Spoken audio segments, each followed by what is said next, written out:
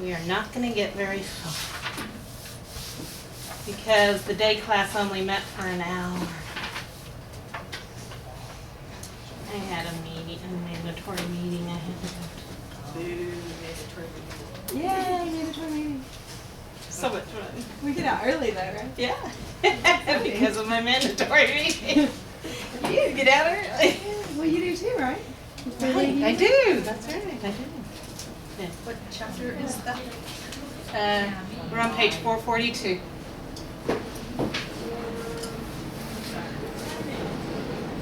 Page 442.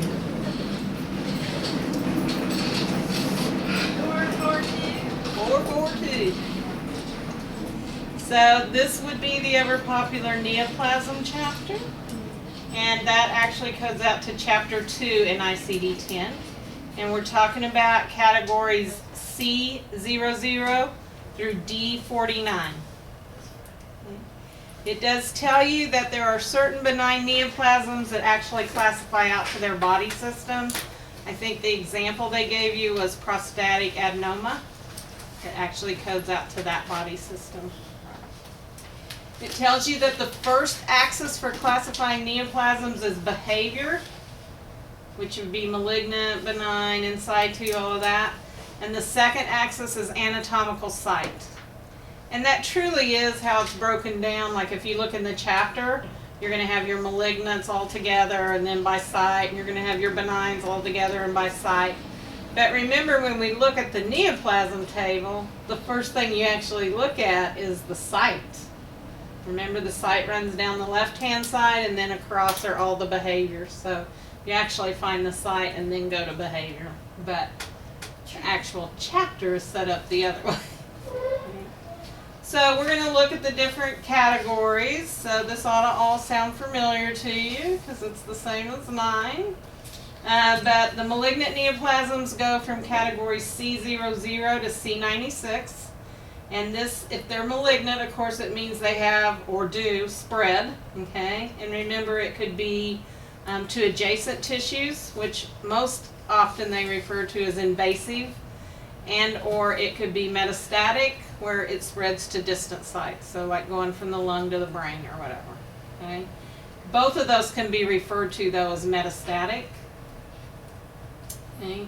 And then it's talking about, remember this one where they have the malignant melanoma of the skin, and because that is so invasive, microinvasive, that maybe they did the first removal of the lesion and they didn't see clear margins, so they go back in and they take more, but when they get the second path report back, there is no evidence of malignancy.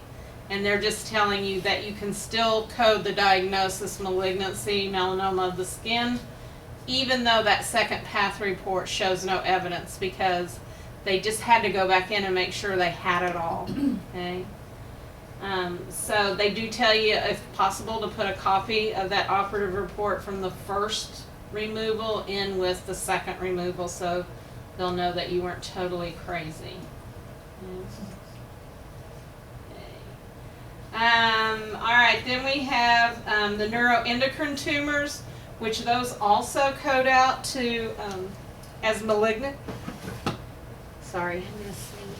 Okay, so let's go look at category C7A, which is kind of weird. Remember, it's not going to be C07.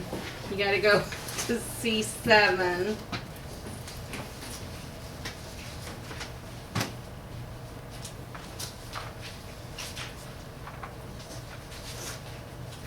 So it's actually on page 467. And these are tumors that arise from either endocrine or neuroendocrine cells. And they tell you that commonly they're found in the bronchi, the stomach, the small intestine, the appendix, and the rectum.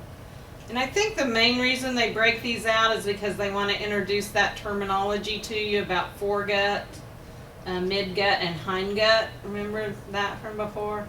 So remember, the foregut isn't going to include the bronchus and the stomach. The midgut includes the small intestine and the appendix, and the hindgut is your colon and rectum. So if you see them described that way, I was asking the coders this morning and they said they don't see that, but If you do, that's what they're talking about. Also with these tumors, they can get that carcinoid syndrome, and that codes out to E34.0. And that would be an additional code. Or they could develop that multiple endocrine neoplasia syndrome, which is E31.2, and that would also be an additional code. And what I wanted you to see there is under C7A, it tells you that. It says code also any associated MINS, which is the multiple endocrine neoplasia, or any other endocrine syndrome, such as carcinoid syndrome. So the reminder is there. You're going to code it if it's present, of course. At the top of page 443, they just give you a bunch of history of codes that you can use to show they had a history of a neuroendocrine tumor. All those Z codes up there.